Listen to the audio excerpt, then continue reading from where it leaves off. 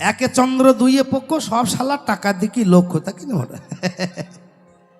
তবে মা একটা কথা বলি, বলছে মানি ইজ সুইটার দ্যান হানি, বলছে money is sweater than honey because money courage all family life. অর্থাৎ মা, হ্যাঁ, টাকা সংসার জীবনে প্রয়োজন, টাকা মধুর থেকেও মিষ্টি, কিন্তু হিউম্যান লাইফ অর্থাৎ মানবতাবাদীর কাছে টাকা হচ্ছে তুচ্ছ। কিন্তু আমরা তো সে হতে পারিনি মা। তাই শুনুন একটি রসের গান। ও মায়েরা, আপনাদের এখানে বড় বড় মেলা হয়, যখন আপনারা মেলা দেখে বাড়ি যান তখন কি নিয়ে যান? চমচম না রসগোল্লা না দানাদার? কি কিনে নিয়ে যান বলুন তো বাড়ির জন্যে?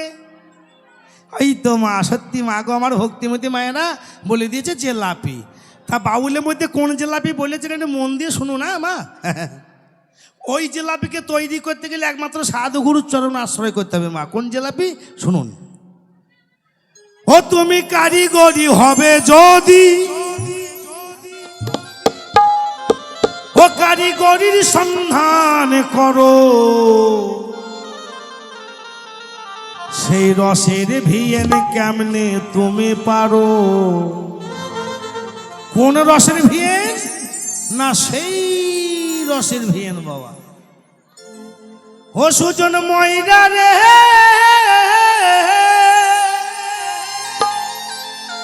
সেই রসের ভিয়েন কেমনে তুমি পারো।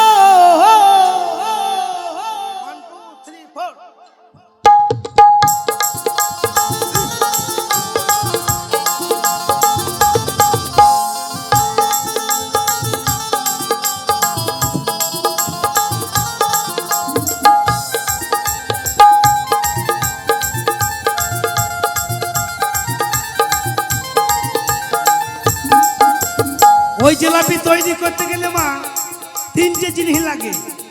অন্তর্জগতে কি লাগে আর বহির্জগতে কি লাগে? কলাইয়ের বেসন দিয়ে মেশাও সবে দাও, আর সঠিক মাপে জলটি দিয়ে ও তুমি দাওরে ফাটিয়া।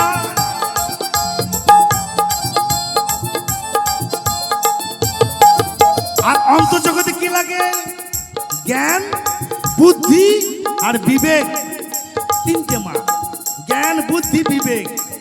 রূপ, রতি, রস, এই তিনে হয় গোবিন্দ বস। রূপ, রতি, রস, এই তিনে হয় আমার গোবিন্দ বস।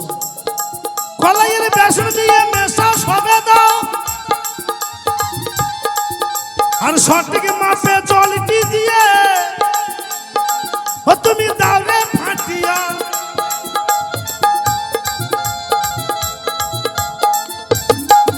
ওরে তাক কাটি হলে পরে, ওরে তাক কাটি হলে পরে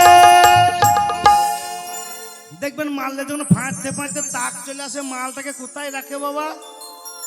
এইগুলো বাউল গান বুঝতে হবে বাবা। মালটাকে ঝেঁচেতে ভরে না খাড়িয়ে ভরে, এইগুলো বুঝতে হবে মা। ওরে তাক কাটি হলে পরে সেই মালটাকে নিয়ে গিয়ে ওরে খেপা কানির ভিতরে ভরো। কানি ছাড়া জিলাপি হবে না বাবা, হরি বল। সেই রসের ভিয়েন কেমনে তুমি পারো। ও সুজন ময়রা রে,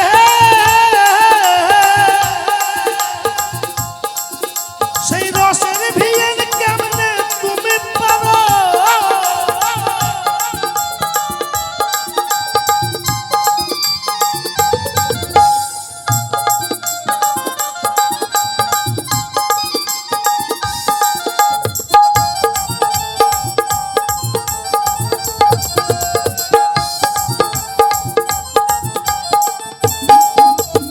সেই কানের মধ্যে দেখবেন ফুটো থাকে বাবা, হরি বল। সেই কানের মধ্যে একটা ফুটো থাকে, ফুটোটাকে লক্ষ্য করে সুজন ময়রা ভাই মুটোটাকে চেপে ধরে ওরে ঝানাতে লড়াই।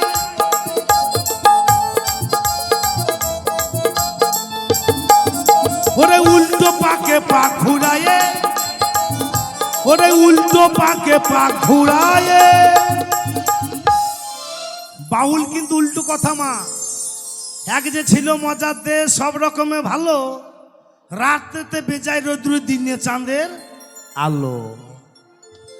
তাই দেয় তো আনিস না, না দেয় তো আনিস, আর নাই তাই খেছি, থাকলে কি খেতিস। এগুলো সবাই বুঝতে পারবে না, যারা ভক্ত তারা বুঝতে পারবেন বাবা। ওরে উল্টো পাকে পাক ঘুরায়ে মালটাকে গরমে তেলে ছাড়ো, তেল গরম না হলে জিলাপি হবে না বাবা। হরি বাবা, সেই রসের ভিয়েন কেমনে তুমি পারো। ও সুজন ময়না রে, সেই রসের ভিয়েন কেমনে তুমি পারো।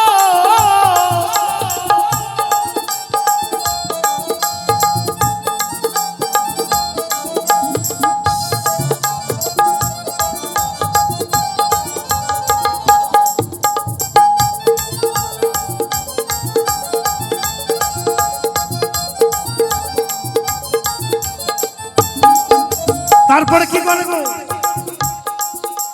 আর তেলে থেকে তুলে তাকে রসেতে ফেলো, আর ঠান্ডা রসে ফেলে তাকে পেট ভরিয়ে রস খাওয়াও।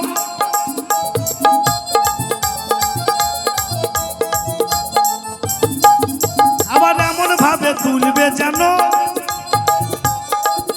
আবার এমন ভাবে তুলবে যেন।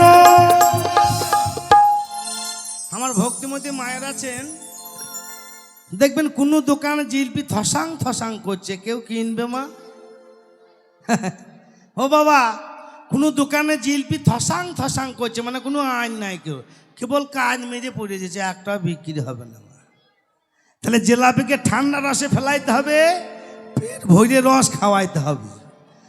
আবার এমন ভাবে তুলবে যেন ও তোমার মালটা থাকে, ও তোমার মালটা থাকে দরো, মাল যেন শক্ত থাকে বাবা। হরি বল, কাজ মেজে পড়ে না যায়। হরি বল, হরি বল, সেই রসের ভিজেন কেমনে তুমি পারো। ও সুজন ময়না রে, সেই রসের ভিজেন কেমনে তুমি পারো।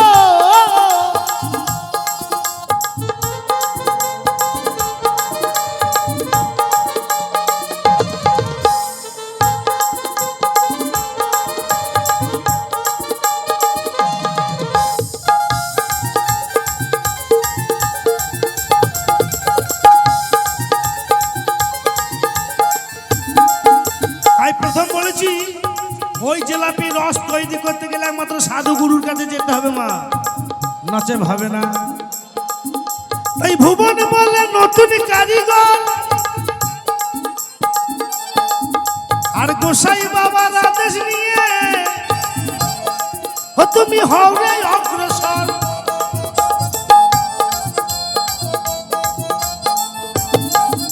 ওরে মনের সুখে উনুন মুখে, ওরে মনের সুখে উনুন মুখে। আমার ভক্তিমতী মায়ের আছেন, যদি দুধের করে জাল একটু জোর হয়ে যায় মা, দুধটা কি হয়? আর আমার সত্যিও বাবার আছেন, যদি রসের করে জাল জোর হয়ে যায়, সে রসকে ঝান না মেরে আর আটকানো যায় না, যায় মা?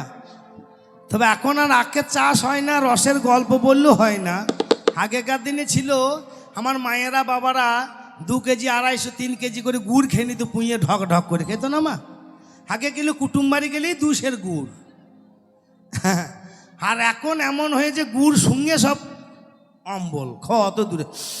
আর বলি না, গুড়ের গন্ধ লেগে অম্বল হয়ে গেছে। কি অবস্থা যে হয়েছে পৃথিবীতে মা, সেটা কল্পনা করতে পারবেন না, যে পৃথিবীটা কোন দিকে গিয়েছে। হ্যাঁ, আগেকার 70-80 বছর বয়স না হলে অম্বল ঠেকার উঠতো না কেউ। আর এখন ছেলে ভূমিষ্ঠিতে পড়ি পটাশ পটাশ করে বাত, ও গো বাত কমা করছি গো, বাত কমা করছি গো। মায়ের পেটি ছেলের অম্বল হয়ে গেছে মা। আজকে সমাজটা কোথা গিয়েছেন একটু যদি কল্পনা করেন তাহলে অবাক হয়ে যাবেন, যে মানুষগুলা যে কি অবস্থা। এখনো 40 বছর বয়সের মানুষ 50 কেজি বোঝা মাথায় করে নিয়ে যাচ্ছে। একটা 18 বছরের যুবক সে 30 কেজি মাল বইতে পারছে না মা, শক্তিটা কোথায় গেল? তাই বলছেন মহাজন, এই রস তৈরি করতে গেলে একমাত্র সাধুগুরুর কাছে যেতে হবে, সৎ মানুষের সঙ্গ করলে এই রসের সন্ধান জানা যাবে, নচেত কোনো নাই। তাই মনের সুখে উনুন মুখে ও তুমি ধীরে ধীরে জাল মারো, সেই রসের ভিড় কেমনে তুমি পারো ও সুজন ময়না রে, সেই রসের ভিড় কেমনে তুমি পারো ও তুমি কারিগরি হবে যদি, তুমি কারিগরি হবে যদি ও কারিগরির সন্ধান করো, সেই রসের ভিড় কেমনে তুমি পারো ও সুজন ময়না রে, সেই রসের ভিড়